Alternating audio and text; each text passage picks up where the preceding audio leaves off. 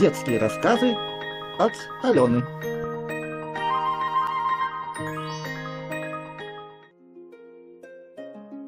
Всему свое время.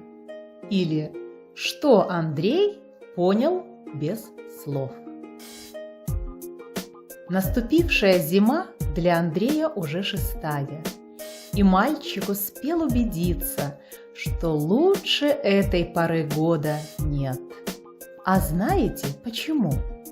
Потому что только зимой можно покататься на санках.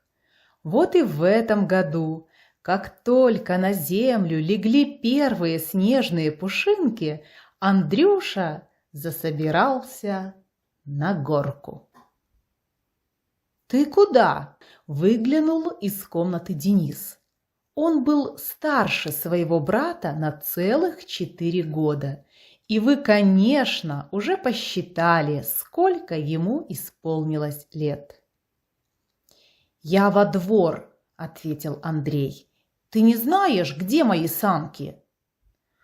«О, папа поставил их на самую высокую полку.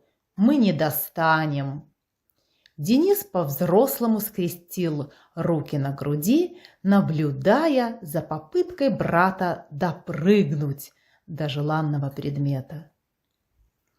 «Давай подождем родителей, а то еще свалим себе что-нибудь на голову. Видишь, сколько наверху всего всякого!» Андрей расстроился.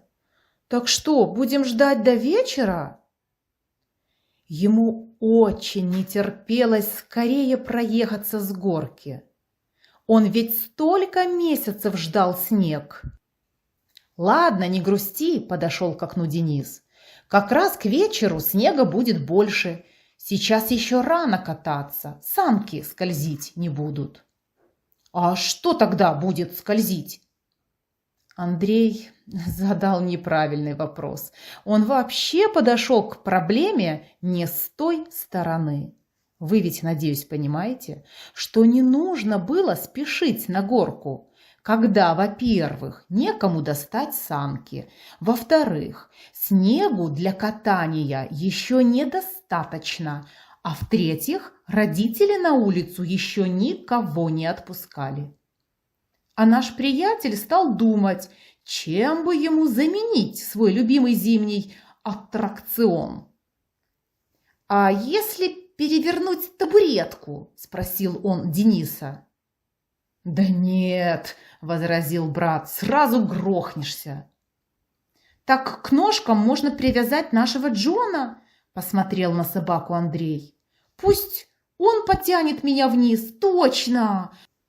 Джона эта идея совсем не порадовала, и он поспешил спрятаться под журнальный столик. Тянуть за собой с горки Андрея, да еще на перевернутой табуретке? Да как после этого вообще на улицу выходить? Все дворовые псы засмеют. Вот если бы просто поиграть в догонялки... «А где Джон?» – удивился мальчик, увидев, что собаки нет на месте.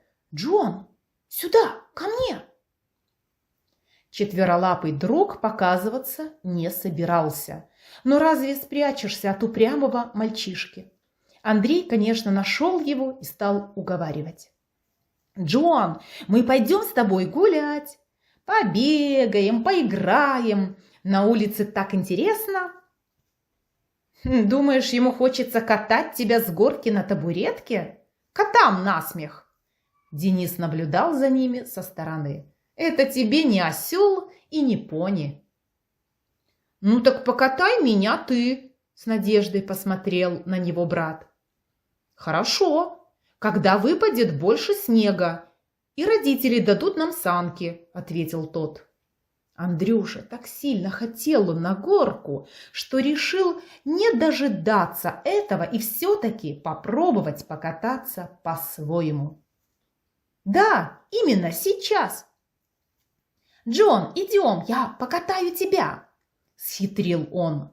«Дети катаются на санках, а собаки на перевернутых табуретках.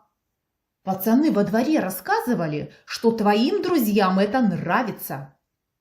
Джон от удивления поднял голову, глядя на Андрея с легким недоверием. Неужели правда? Снег все шел, но кое-где земля еще проглядывала из-под тонкого покрывала. Мальчик перевернул свои чудо-санки и в них, ожидая обещанного аттракциона, впрыгнул Джон. «Стоп, дружище!» – сказал Андрей. «Выходи! Я сначала проверю, как будет ехать». Конечно, мальчик опять хитрил.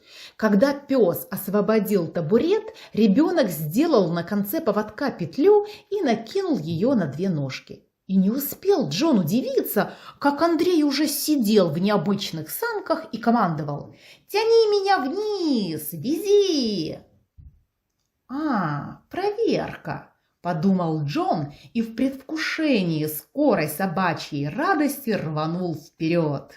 Он даже не заметил, что на первых же секундах табуретка легла на бок, и маленький хозяин из нее выпал. Дома Денис его встретил с мешками. «Что, накатался? А я тебе говорил. Снега мало, а еще Джон возить не умеет». Андрей попытался оправдаться. «А где Джон?» Мальчишки выбежали во двор, зовя своего лохматого любимца. А что, если Джон обиделся на Андрея и никогда не вернется? Хозяин ведь обманул его. К счастью, далеко бежать не пришлось. Пес сидел у калитки, не желая войти, а рядом стояли родители, напрасно приглашая его домой. «Что произошло?» – строго спросил папа. «Кто выпустил собаку? Почему Денис без пальто? Андрей, а ты далеко собрался?» На все вопросы братья ответили дома. Андрей попросил у родителей прощения за своеволие, а у Джона за обман.